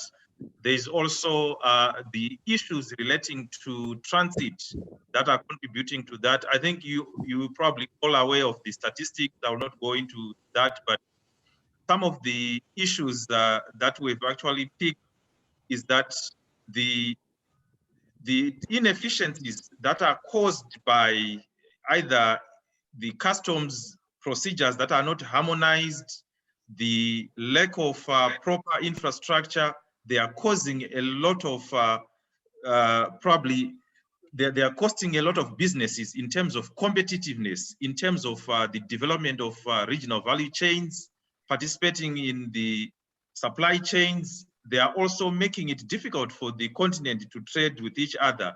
We know that South Africa is ranked top in the LPI, but you will find Nigeria somewhere probably around number probably 18 or so in the context of Africa. But most of the African countries are at the bottom of this LPI ranking. And the CFTA has got a number of provisions to address some of these challenges. Some of the measures that we have in the CFTA is basically the annex on customs cooperation and mutual administrative assistance. There's the trade facilitation annex, which is aimed at resolving most of these issues. There's the non-tariff barriers annex. So we believe that if these are implemented, some of these challenges will be addressed. What I want to focus on is the transit. We actually discovered that in a number of African countries, including in ECOWAS, there is basically ineffective implementation of transit regimes and systems. So when goods are moving from Lagos to Abidjan, they are actually stopped at each and every border, and there is a requirement to post a transit bond. The bank actually has developed a system that will help to ensure that with a single transit bond, goods can move all the way from Lagos to Abidjan with a single transit bond, and that will reduce a lot of costs. We have already started piloting the system in the common market for Eastern and Southern Africa. We will be now using that experience to implement the system in the context of the AfCFTA, such that a truck can actually move from Cape to Cairo with one transit bond, and we should be able to cut costs and ensure that there are efficiencies in the movement of goods. If I can just highlight some of the challenges that we have actually seen. If you don't just mind. to conclude, I just want to highlight that right now, at each and every border, we have got about 20 to 30 different agencies and 40 documents. And these are going to be streamlined under the AfCFTA. And these are some of the things that we are working on. Thank you. Thank you so much. Thank you. Meron, just one question, and then I'm just going to ask Mr. Awolowo, and we will go to question and answer. Meron, what are your experience as a trader in the transport and logistics sector? What do you hope to see as opportunities in the implementation of AfTA? And also, if you can just talk about what the cross-border traders stand to gain from cooperation of state parties on intellectual property. Please, 3 minutes. Sure. I think they're very loaded. I mean, intellectual property and transport and logistics are big sectors. So just a few points on that. As SME, because that is the angle that we are coming from as MSMEs, micro and small size, medium size enterprises, the potential to gain as MSMEs for standardization and cooperation between state parties on IP. One is the reduced transaction costs we gain from having IP harmonization across state members. These IP registration, where I come from, for example, IP, as you said, there's only 2 regional, they're not even regional, actually geographic, IP registrations at this current moment in OIPA and then AFRIPO, I believe. And Ethiopia, for example, doesn't belong to neither of these 2. So as of right now, what I had to do was basically register my IP in Ethiopia, but that is not, recognized in anywhere else that I go. And then in order to be able to register it elsewhere in Africa, it is a huge transaction cost, which most of the time is impossible to be covered by MSMEs. So at this current stage, I've basically abandoned, the hopes of registering it until some kind of consensus comes in. So that's the first gain, I would say, potential gain that we gain from this is gaining on transaction costs. The second one is obviously each country that will be coming into these agreements through the AfCFTA on IP will basically be able to protect and enforce these policies, because what rights and what capacity do MSMEs have if something, an infringement like counterfeit or pirated commodity, is being manufactured, let's say in Nigeria, I'm selling my products, my coffee or my cocoa, and there's a pirated product that comes in. What in the past, what right or what capacity did I have to make sure I go to the police and go after these counterfeit items and commodities or producers? Well, if AfTA comes in, then basically it gives us the right of being protected and enforced by the member countries as they're signing into these things. The other things that I keep hearing about, but I think is quite important for, I believe, our brother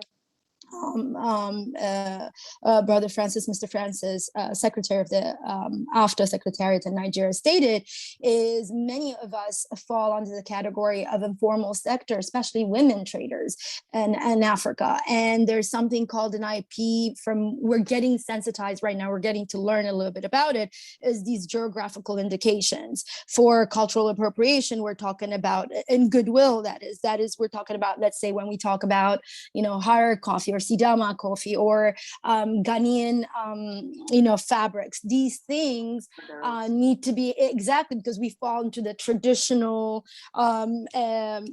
geographic indicators, many of us in the informal sector. So these are things to consider as we're moving forward for IP.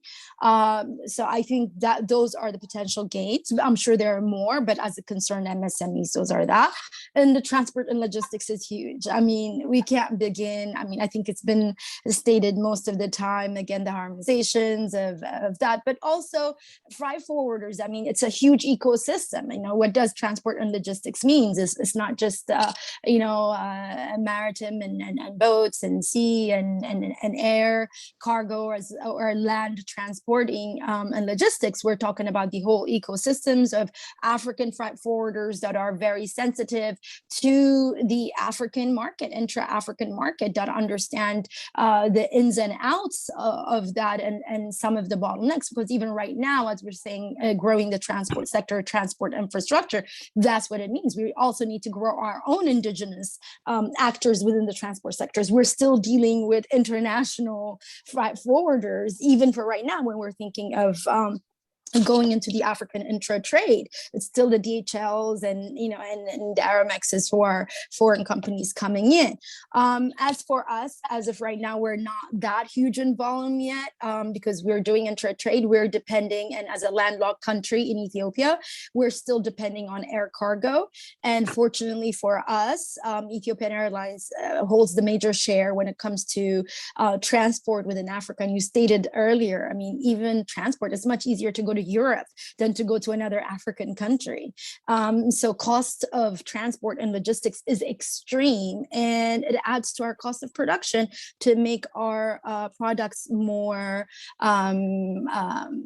competitive in the market and to compete with our things. So the growth of the transport and logistics ecosystem, from cost aspect, from actors, from value addition within that sector, is quite important, I would say.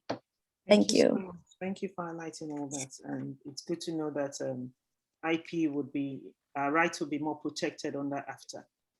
There's no more time, so I'm just going to go to question and answers.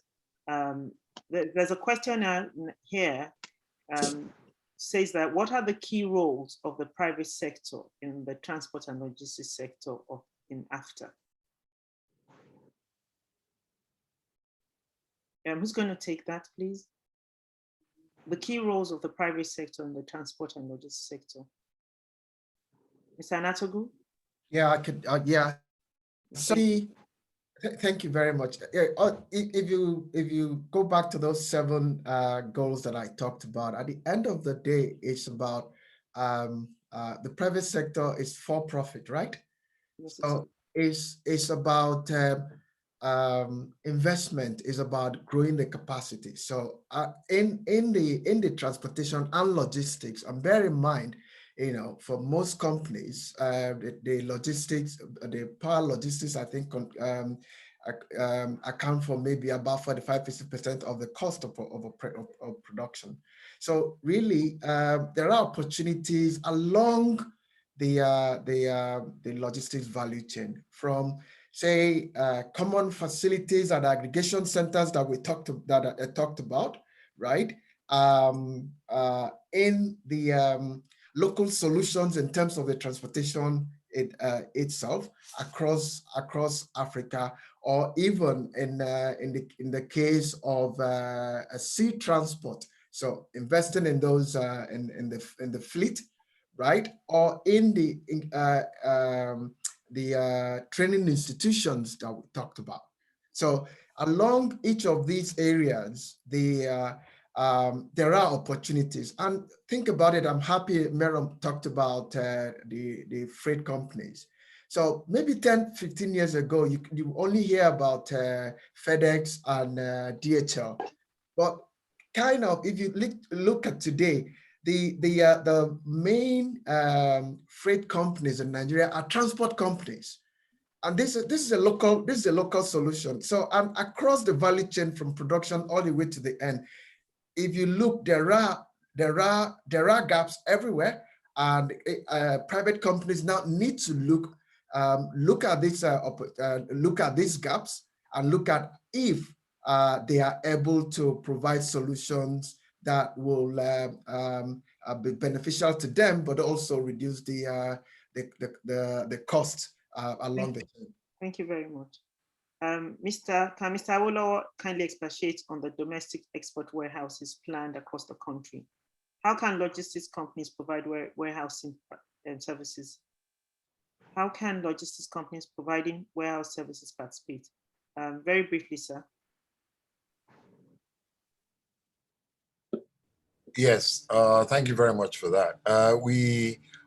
The idea behind the domestic export warehouse, like I said, is it's part of decongesting our port and decongesting our roads as well, you know, for traffic. Because when you get on the road, you know, particularly, you know, about our Papa, that whole area now is, you know, people are even moving out because you can't move when trucks are trying to get to the ports. So let's have this domestic export warehouse outside,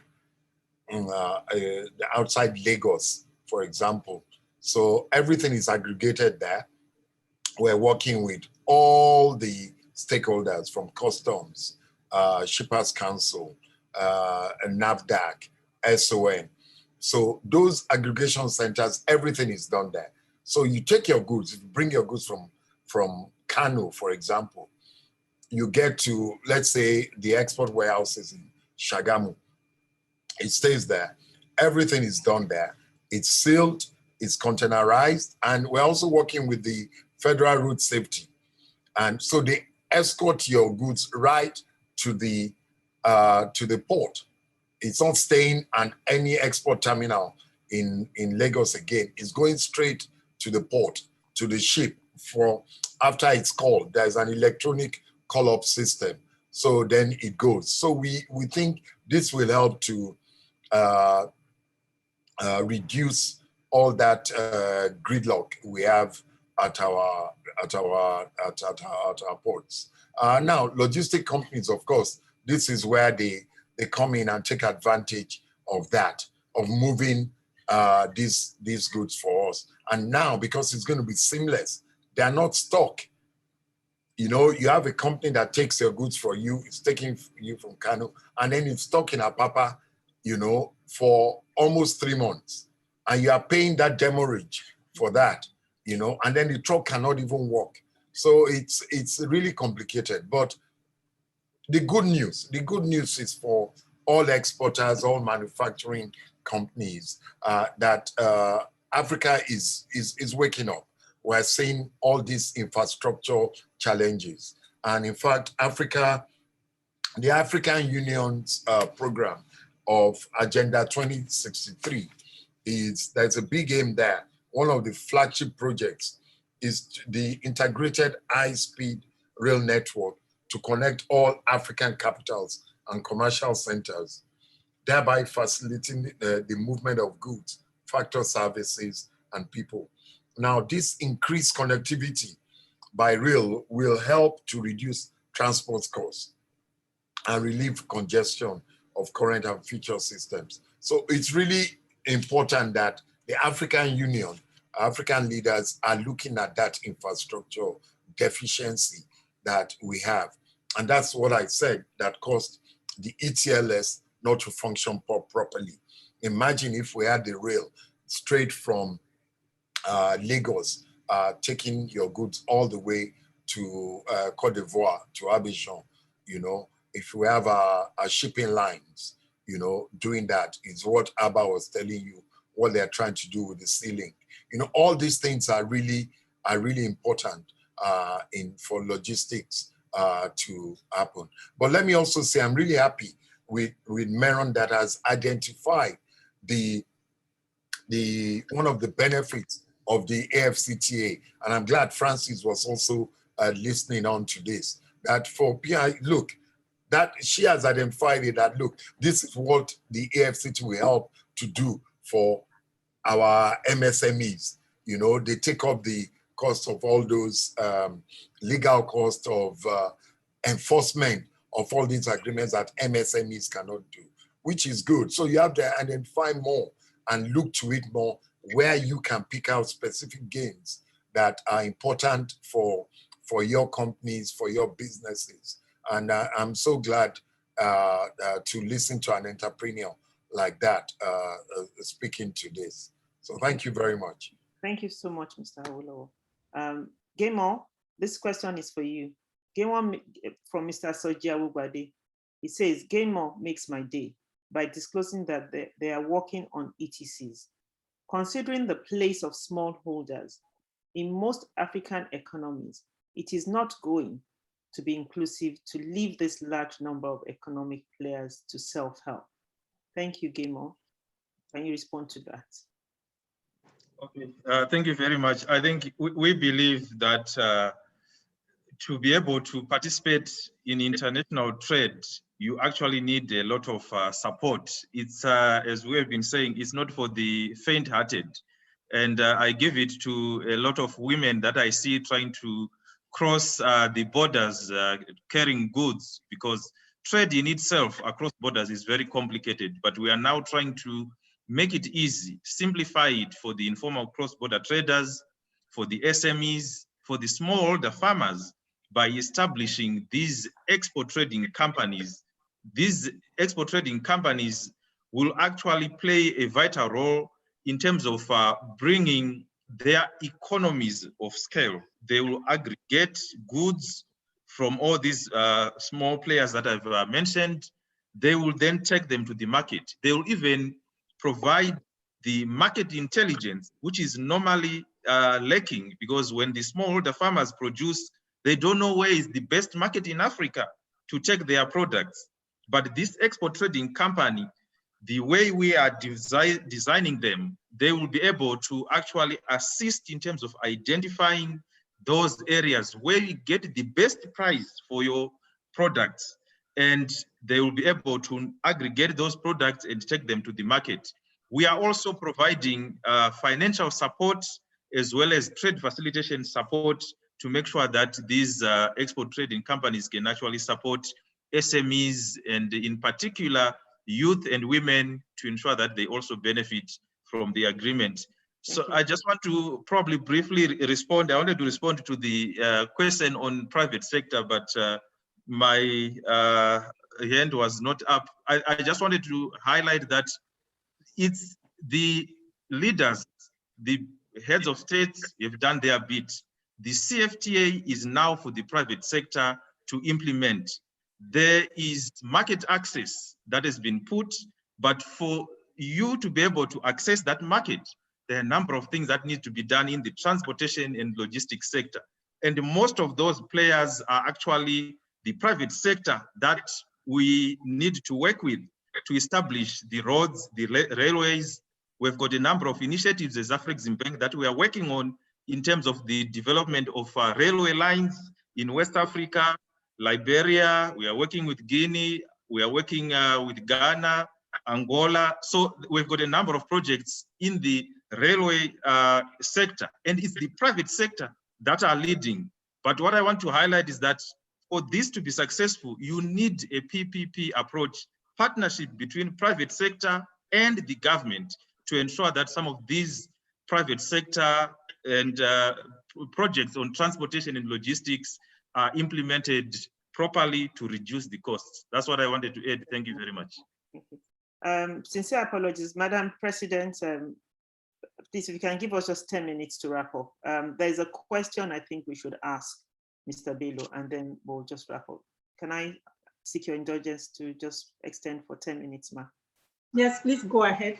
Thank you very much, ma'am. Mr. Bello, there's this question I think you should answer. Could you please elaborate the specific role or intervention? You've done it already, but I think it's essential you actually explain the role and intervention of the Sea-Link Promotional Company in the transportation of goods within ECOWAS region under AfCFTA.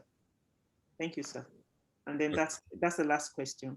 Yeah, thank you again for that question. I think it was asked by Peter Ndibe. Yes, yes. Yeah. Paul Ndibe. Paul Ndibe. Okay. Yes. Sorry about that.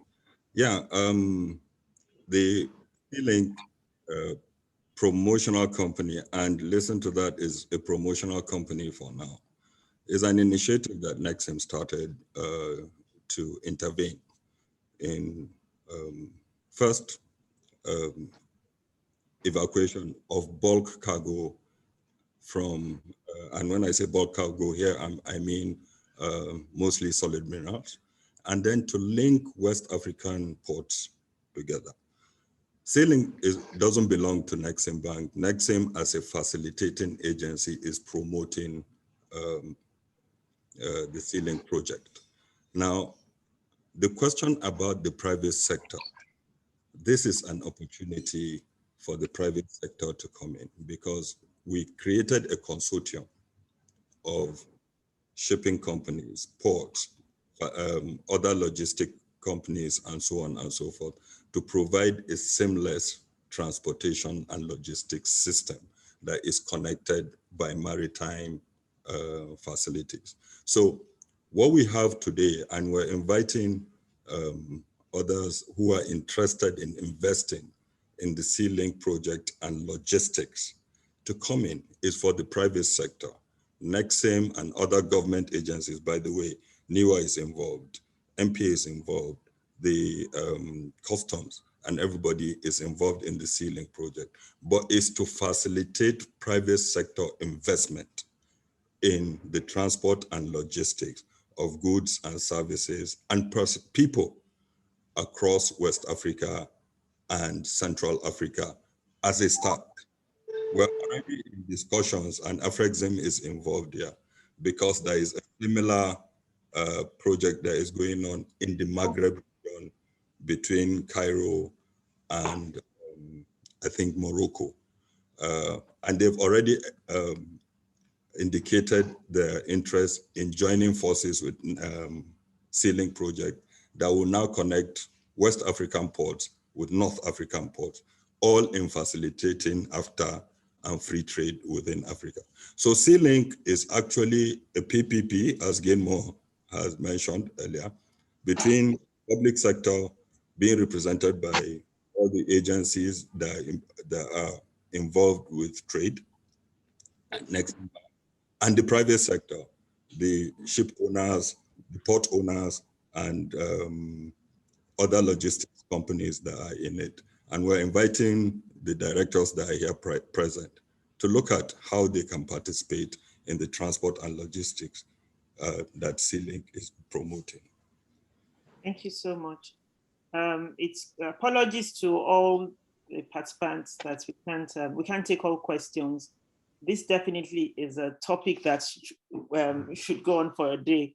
But because of time, we'll have to close now. I know we've all learned a lot today about the initiatives that's been done to ensure that AfCFTA is a reality, the innovative ideas, how the logistics performance index in the continent is being improved. There's just so much we've learned today. And I just want to thank everyone for joining us. The spotlight definitely is on the prospects of AfCFTA, and it's clear that once this comes into play, transportation and logistics definitely has a role to play for us to be able to harness the benefits of AfCFTA. It's been an honor to be among such accomplished panelists and to hear their perspective on how the transport and logistics sector can grow in cooperation with AfCFTA projects. I would now like to hand over to the Executive Director of the Institute of Directors, Mr. Sunday Adenipekun, to give a vote of thanks and the closing remarks. Mr. Adenipekun.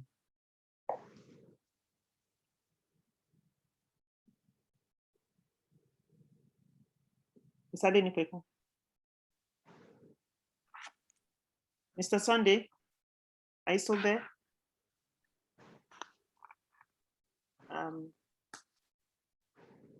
Mr. President, would you like? Mr. Adenipekun, on behalf of the Institute of Directors, Thank you. I would really like to thank our very brilliant panelists and the moderator. The moderator has shown such agility and such leadership qualities, navigating through the whole thing within the time set. And I can see it has been very, very interesting to all in terms of the questions. And I really thank you all for attending. Thank you. I thank our members, fellows, members of council, members of ESCO, and other distinguished friends and well-wishers who have attended this program. Thank you very much. Thank you. God bless you. And our sponsors as well as the media. Thank you very much. Thank you. Thank you. Thank you. Thank you. Are we going the national anthem to close, please?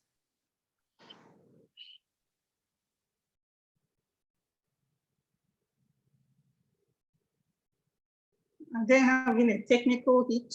It's Maybe. possible.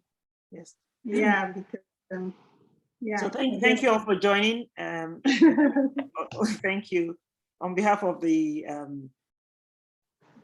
chairman, Alhaji Sada Ladambaki, and all members of the Transport and Logistics Committee. We say thank you all for joining us, and we hope that this conversation and all that we've learned today would be taken on board and will be implemented, and will just not be another conversation, but there will be stakeholders would actually take some of the key takeaways here and actually put it to practice. Thank you all for joining. God bless all. Thank you. Thank you. Thank you. Thank you.